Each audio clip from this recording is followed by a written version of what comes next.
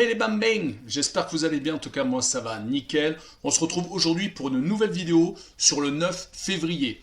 Alors, on a plusieurs matchs différents, de plusieurs pays différents, de France, la Coupe de France en particulier, l'Italie avec la Coupe d'Italie, la Coupe d'Angleterre également, et le championnat d'Espagne, un match en retard, où il y a le Real de Madrid. Voilà, on va reprendre tout ça tranquillement. Avant tout, n'hésitez pas, un petit commentaire, un petit pouce, et surtout, abonnez-vous, ça me ferait plaisir qu'on arrive aux 2000 dans peu de temps, parce que là, on est en train de y arriver tranquillement et sûrement, et sérieusement, c'est vraiment magnifique d'arriver aux 2000 abonnés après si peu de présence sur YouTube. Les différents matchs que je vous propose sont Lorient contre le Paris FC en Coupe de France, Reims contre Valenciennes et Lyon contre l'AC Ajaccio. En Coupe d'Italie, nous avons l'Inter de Milan qui se déplace à la Juventus. En Espagne, nous avons le Real de Madrid qui reçoit Retafe en championnat d'Espagne, donc le match en retard de la première journée. Et en Coupe d'Angleterre, Manchester United qui joue contre West Ham. Attaquons par la France et Lorient qui reçoit le Paris FC. Lorient est 17e de Ligue 1 et le Paris FC est 6e de Ligue 2. Les Lorientais restent sur 4 matchs sans défaite. Ils se sont ressaisis après un début de saison vraiment chaotique. Ils ont réussi à s'imposer sur les 4 matchs, une fois contre Reims lors de la dernière journée, une fois contre le Paris Saint-Germain en renversant la situation après avoir été mené 2-1 sur 2 pénaltys de Neymar, et ils ont réussi également à renverser Dijon qui menait également 2-1 à la mi-temps. C'est une équipe actuellement qui a un très gros caractère. Laurent Abergel est un de leurs joueurs qui, on va dire, marche sur l'eau car il vient de marquer 2 buts très importants pour son équipe, car à chaque fois il a réussi à revenir, voire même à donner la victoire contre Reims. Il faut vraiment prendre en compte que Lorient, surtout à domicile, c'est 3 victoires consécutives. Côté Paris FC, ils ont réussi un très bon début de saison, mais malheureusement ils sont rentrés dans le rang. Depuis la 10e journée, ils n'ont quasiment plus gagné. Ils sont sur 2 victoires en 14 matchs. Donc il faut prendre en compte que le Paris FC a beaucoup de difficultés. Pourtant, ils ont un très bon entraîneur qui est René Girard, qui avait été champion de France avec Montpellier en 2011. Mais malheureusement, ça ne fait pas tout. Et je pense qu'actuellement, Lorient va battre le Paris FC 2-1 et je vois le plus de 1,5 but pour Lorient à domicile.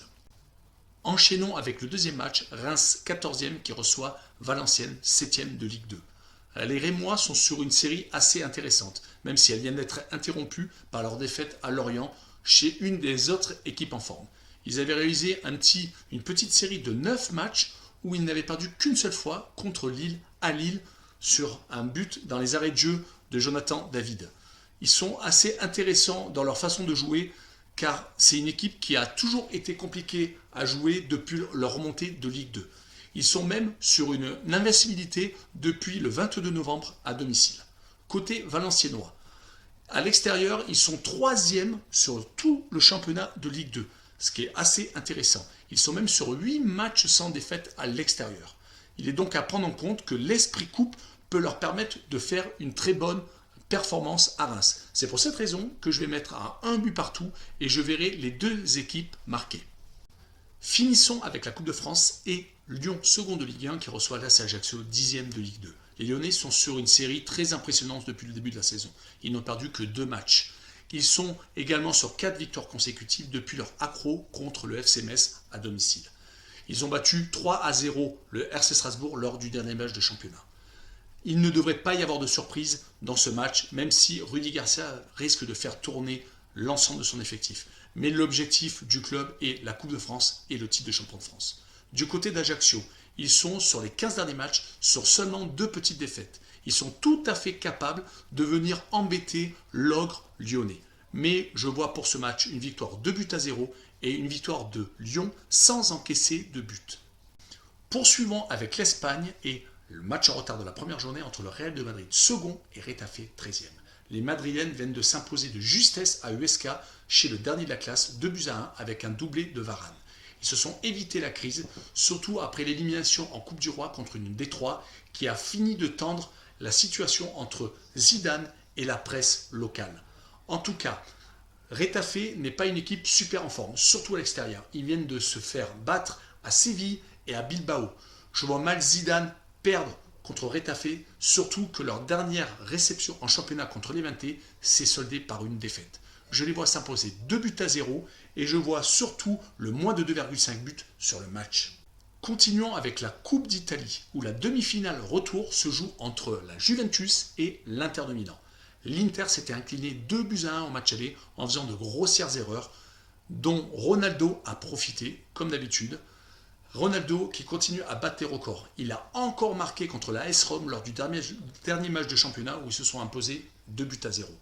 Ils sont actuellement sur une très bonne série. L'Inter de Milan s'est rattrapé en allant s'imposer à la Fiorentina 2-0. Ça risque d'être un match très très important et surtout pour les deux clubs. Je parle bien parce que les deux clubs ont sans doute le même objectif, gagner la Serie A et gagner la Coupe d'Italie. Je vois tout de même une victoire de la Juve 2-1 et je vois surtout les deux équipes marquées. Finissons avec la Coupe d'Angleterre et Manchester United qui reçoit West Ham. Manchester United est second du classement. Malheureusement, le titre s'éloigne après leur match nul contre Everton lors de la dernière journée de championnat. Ils menaient 2-0 à la mi-temps et se sont fait remonter pour finalement concéder le match nul dans les arrêts de jeu par Calvert-Lewin qui a anticipé et est sorti et a été plus prompte devant le gardien d'Erea. Malheureusement pour Manchester United, c'est un objectif de plus qui s'éloigne après l'élimination en Ligue des Champions. Il leur reste encore la Cup où ce match contre West Ham va être très compliqué. Au tour précédent, ils avaient réussi tout de même l'exploit d'éliminer Liverpool, même si Liverpool actuellement est tout de même très mal en points, après leur défaite 4-1 à domicile contre Manchester City. West Ham, de son côté, qui est tout de même 6e de Première Ligue, est sur 6 matchs sans défaite à l'extérieur. Il s'impose souvent à l'extérieur.